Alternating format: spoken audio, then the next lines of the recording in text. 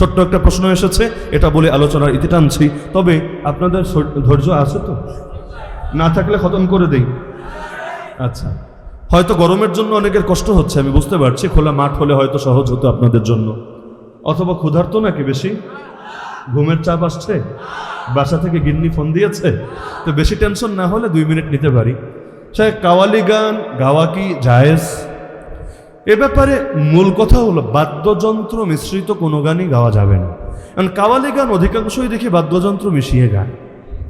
এখন কথাগুলো যদি ভালোও হয়, মনে করেন একেবারে নিরেট ধর্মীয় কথা, আল্লাহ এবং তার রাসূলের পক্ষের কথা, লেকিন এর সঙ্গে যদি বাদ্যযন্ত্র মিশিয়ে দেওয়া হয়, এটার উদাহরণ হলো 1 গ্লাস খাঁটি দুধ সঙ্গে 2 ফোঁটা গরুর মুত। এখন গরুর মুত ওরা খেতে পারে, একেবারে দুধের সাথে মিশিয়ে না, ডাইরেক্ট হলুদটা একেবারে গর্বের সাথে মোজো যেভাবে পান করেন আপনারা এভাবেও পান করতে পারে। ওদের জন্য এটা পারফেক্ট বটে, আমাদের জন্য তো পারফেক্ট না।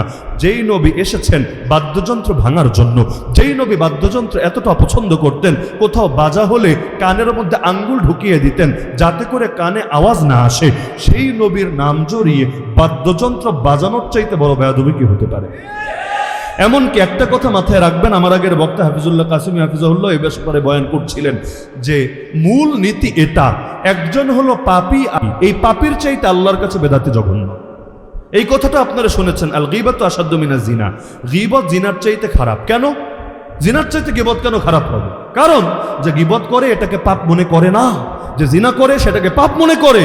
যে পাপ মনে করে একদিন তওবা নসিবে জোটে, যে পাপ মনে করে না অনেক ক্ষেত্রে তওবা নসিবে জোটে না। তো বেদাত যারা করে, নবীর নামের সাথে এই যে বাদ্যযন্ত্র মিশিয়ে রাখে, আন্তর্জাতিক অনেক নাশিদ শিল্পী আছে, আমি নাম মুখে আনতে চাচ্ছি না, কেউ ইংলিশ ভাষাভাষী, কেউ আরবি ভাষাভাষী, কেউ উর্দু ভাষাভাষী, এরাও দেখবেন সারা জীবন জুড়ে গেতে গেতে এখন বুড়া হয়ে গিয়েছে, তবুও এখনো বাদ্যযন্ত্র মিশিয়ে গাচ্ছে। আল্লাহর বান্দা তওবা কবে করবে?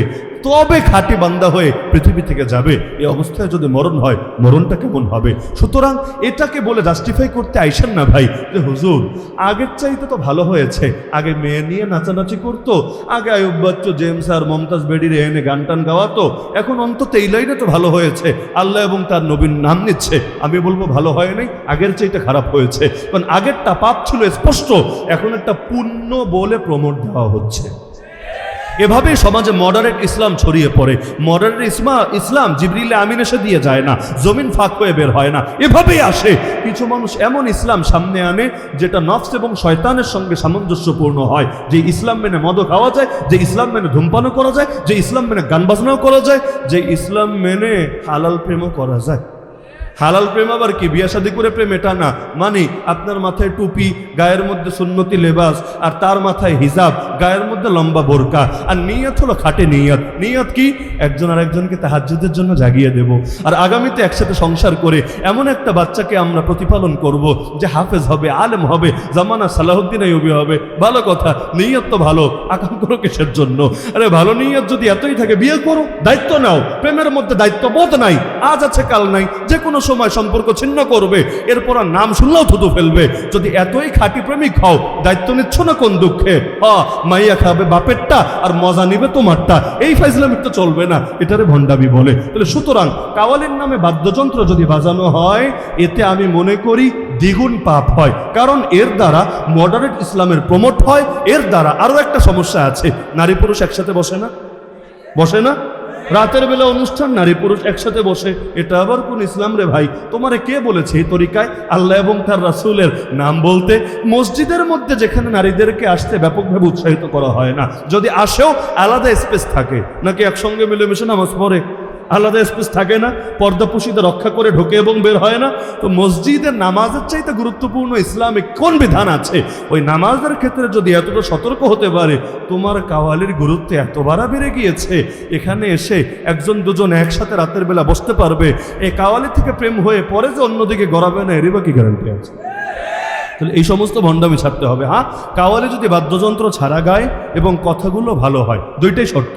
বাদ্যযন্ত্র ছাড়া হয়, কথাগুলো ভালো হয়, এবং পারিপার্শ্বিক আর কোনো সমস্যা না থাকে, যেমন নামাজের টাইমে করা, নামাজ ছেড়ে দেওয়া, নারী পুরুষ অবাধে একসাথে বসতে থাকা ইত্যাদি ইত্যাদি যা কিছু হতে পারে, তাহলে কাওয়ালির অনুষ্ঠান হতে পারে, এটাকে আমরা সমর্থন করি, সমস্যার কিছু দেখি না।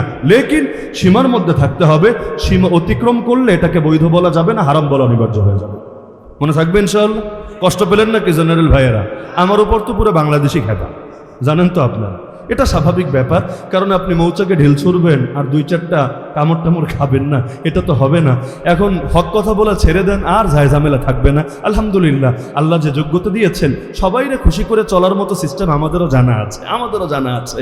একেবারে সব জায়গায় মাথায় উঠে বসে থাকা যাবে, লেকিন দিল তো সায় দেয় না। কি হবে এত জনপ্রিয়তা দিয়ে, কি হবে এত মানুষের প্রিয় ভাজন হয়ে, যদি মন্দগুলোকে আঙ্গুল দিয়ে চিহ্নিত করে দেখানো না যায়? হ্যাঁ, অনেকেই তো চুপ থাকে হেকমতের নামে, বিভিন্ন নামে, আমরা নয়তো বললামই।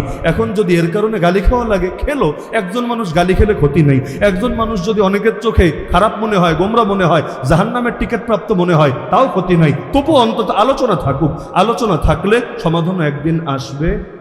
অনেকে থামে নাই, আমি নাম বলতে যাচ্ছি না, অনেকে থামে নাই আলহামদুলিল্লাহ। আগে এক সময় যে বাড়াবাড়িগুলো করতো, যে শয়তানিগুলো করতো, এখন সেই নামগুলো মুখে আনে না। হয়েছে নাকি হয় নাই? একটা দুইটা না, আমার কাছে কয়েক ডজন উদাহরণ আছে। কারণ পুরো জিন্দগিতে কবে কি করেছি না করেছি মোটামুটি মেমোরির মধ্যে হালকা পাতলা আছে আর কি। তো অতীতে যেমন অনেক ভণ্ডের ভণ্ডামি ছুটেছে বেয়াদবের কারণে, মেনে নিচ্ছি আর কি, বেয়াদবের কারণে। আগামীতেও ইনশাআল্লাহ অনেক ভণ্ডের ভণ্ডামি ছুটবে বেয়াদবের কারণে। আমি মনে করি এরকম কিছু বেয়াদব থাকার দরকার আছে। আদবওয়ালা তো বহুতই আছে, আলহামদুলিল্লাহ, আরো হোক, আমরাও দোয়া করি আরো হোক। দুই চারটা বেয়াদব থাকুক না, অন্তত এই বেয়াদবদের দ্বারা যদি কিছু ভণ্ডের ভণ্ডামি বন্ধ হয়, খারাপ না ইনশাআল্লাহ। আল্লাহ সবাইকে তৌফিক দান করুন।